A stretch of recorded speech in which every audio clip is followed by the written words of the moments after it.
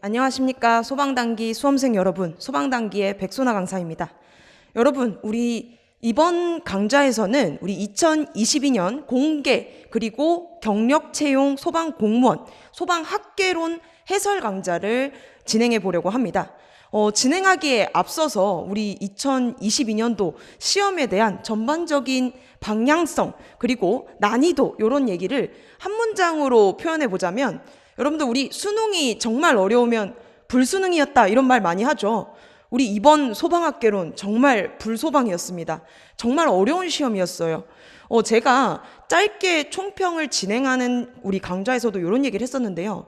20년도 그리고 21년도 물론 어려운 추세를 띠고 있었습니다. 이 19년도부터 시작해서 20년도에 딱 들어섰을 때 문제 난이도가 굉장히 조금씩 어려운 부분을 건드리고 있구나 라는 느낌을 많이 받았어요. 그런데 이번 2022년도 시험 난이도의 상승률로 따지면 엄청나게 급격하게 증가하는 추세를 띄었습니다. 그리고 시험을 응시하신 수험생분들이 이런 말을 많이 하셨어요. 이제까지 기출되었던 방향과 굉장히 다른 느낌이었습니다, 선생님. 이런 말을 많이 하시더라고요. 그런 느낌을 줬던 이유가 무엇이었을까 좀 고민을 해보니까 이번 우리 소방학개론 같은 경우에는 전체적인 느낌이 기출문제에서 약간의 변형이라기보단 제가 받은 느낌, 화제의 공학의 느낌이 굉장히 강했습니다. 우리가 소방학개론 부분에서는 공학적인 부분도 있고 일부 행정적인 부분도 있습니다. 그런데 이번 시험 정말 공학적인 부분이 굉장히 많았어요. 화제의 공학이 이번 시험을 요약할 수 있는 딱 한 가지 단어가 될 수 있을 것 같습니다. 그래서 아마 진짜 단순히 소방학개론에 대해서 앞글자 두 문자만 딱딱딱딱 따서 외운 분들, 혹은 문제에 이런 것들이 자주 나왔었지 요것만 외워야지 라고 준비했던 분들은 아마 시험장에서 굉장히 좀 난감한 상황을 겪었을 것 같습니다. 우리 이번 시험에서는 이런 느낌을 좀 받으셔야 돼요. 앞으로의 소방 학개론의 방향성이 단순히 그냥 암기가 아니라 진짜 내가 이해하고 시험장에서 문제를 읽고 답안을 찾아낼 수 있는 능력을 배양해야겠구나, 이런 생각을 가지셔야 됩니다. 굉장히 중요한 사실이에요. 이게 여러분들이 그냥 우리 문제에 있는 교과서에 있는 혹은 우리 교재에 있는 내용을 하나부터 열까지 다 외운다의 느낌이 아니라 이게 이래서 위험하다 얘기하는구나, 이게 이래서 소방학적으로 안전하다고 얘기할 수 있는 거구나 라는 것들을 이해하는, 그리고 습득하는 능력을 기르셔야 합니다. 실제 우리 문제 출제된 거 한번 확인해 보도록 하겠습니다. 우리가 보통 제가 수업을 할 때 파트 1입니다 라고 구분하는 부분이 있어요. 파트 1에 들어가는 것들이 우리 기초 과학 같은 거, 그리고 연소, 그리고 화재 쭉 흘러가죠. 소화, 그리고 건축, 피난 요렇게 흘러가고요. 그리고 그 뒤에 흘러가는 게 위험물, 특수가연물, 그리고 마지막으로 들어가는 게 소방시설이었습니다. 이게 우리가 공부하는 연소에 관련된 느낌, 그리고 공학에 관련된 느낌이었다면, 그리고 파트 2에 들어가는 것들이 우리 요런 거였어요. 소방행정, 그리고 조직, 그리고 소방의 기능, 그리고 마지막에 들어가는 것들이 재난 파트였습니다. 그런데 되게 특이한 점이 이번에 드러난 사실이 뭐냐면, 우리가 일반적으로 소방의 역사나 행정 부분, 그리고 계급과 관련된 부분들, 이런 것들이 한 문제씩은 출제되고 있었어요. 그런데 이번 시험에 어땠나요? 어떤 분이 이런 얘기 하셨어요. 제가 다른 과목 풀기 전에 소방학개론에 소방의 역사나 행정 부분만 먼저 풀고 다시 다른 과목 풀고 다시 돌아와야지 라고 했는데 어떠셨는지 아세요? 갔는데 없어, 그 문제가. 어떻게 출제가 되었냐면요, 우리가 기초과학에서 계산 문제 1문제, 그리고 연소 파트에서 우리가 5문제 출제가 되었고요, 화재 파트에서 4문제, 그리고 소화 파트에서 3문제, 건축 피난 파트 출제 아예 안 되었습니다. 단 1문제도 되지 않았고요. 위험물 파트에서 또다시 2문제, 그리고 소방시설에서도 2문제. 근데 소방시설의 문제도 여러분들이 알고 있었던 스프링클러 설비나 포와 관련된 부분 출제되지 않았습니다. 지금 이 부분만 보세요. 어떤 느낌이 드시나요? 우리 화재가 3문제였고 소화가 4문제였네요. 우리가 이런 부분을 좀 느끼고 나면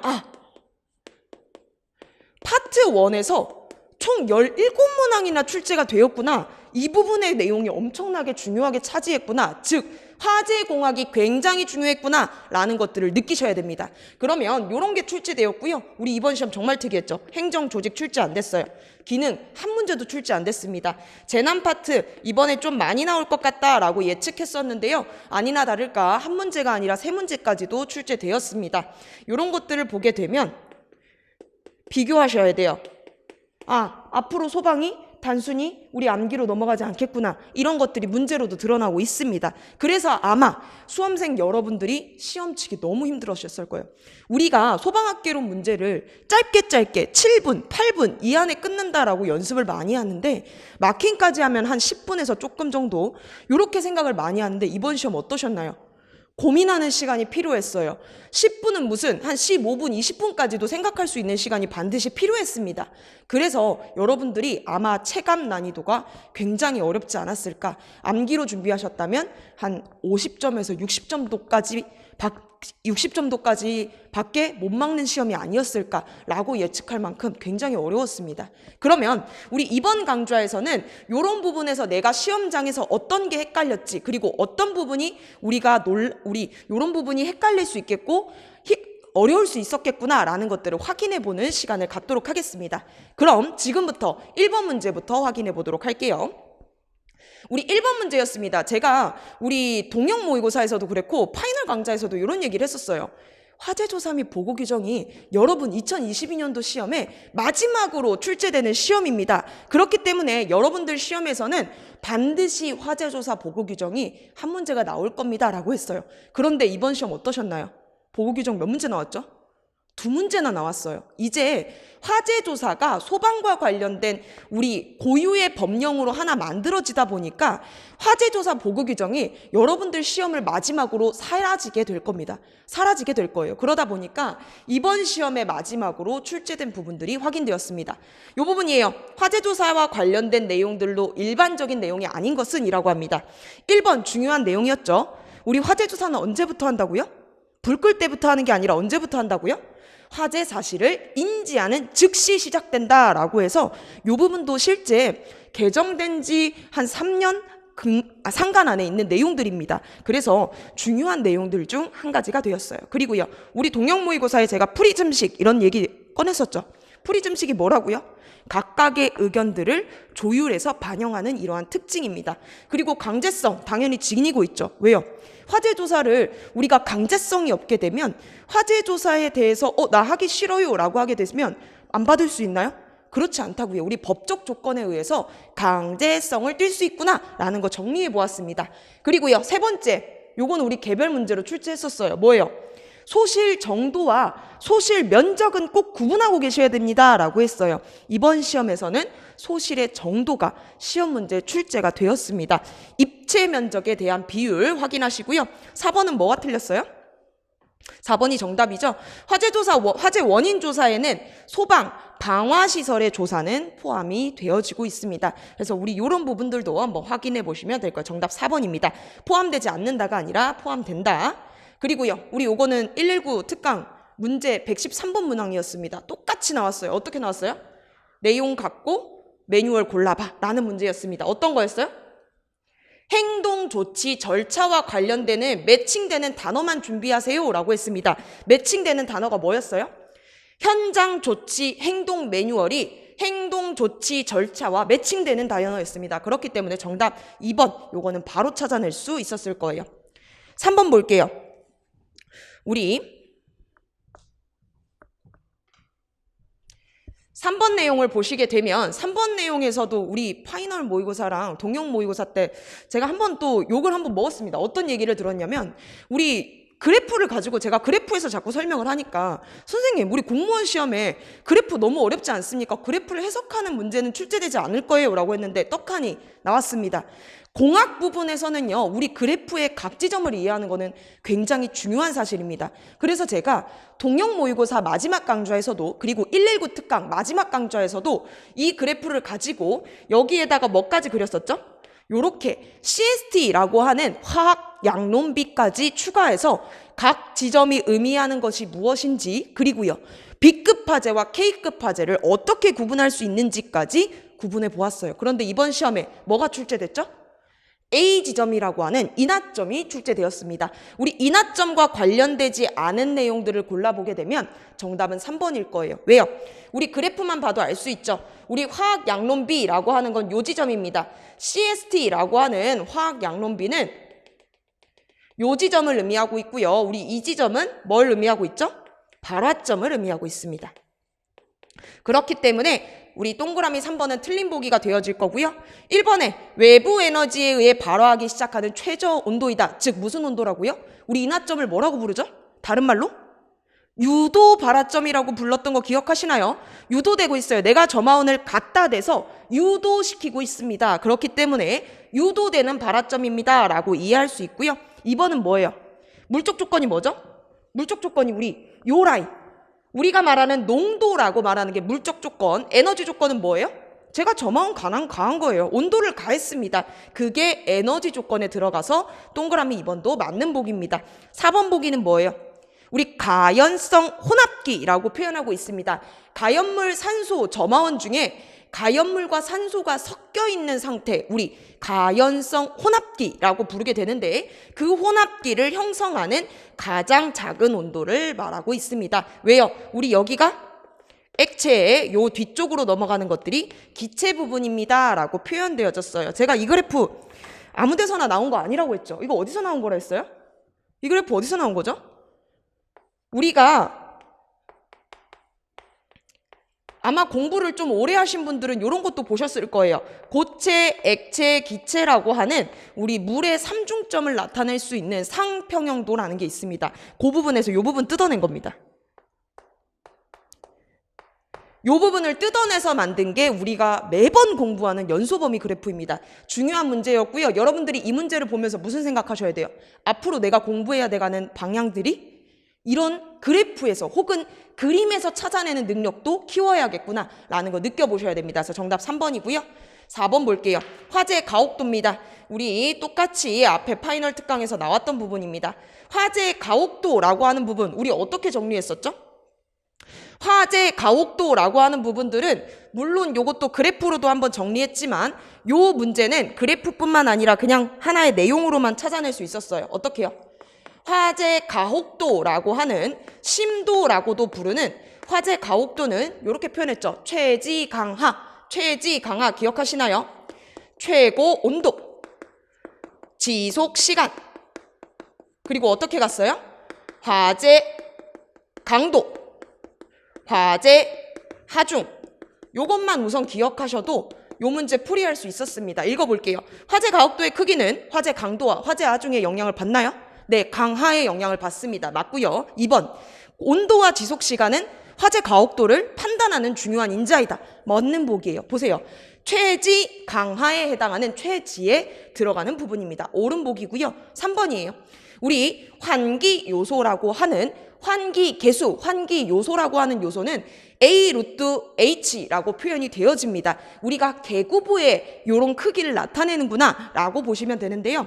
환기 요소가 크다, 즉 공기 공급이 많다라는 의미가 되어질 거예요. 공기 공급이 많으면 연소가 잘 되나요? 잘 안 되나요?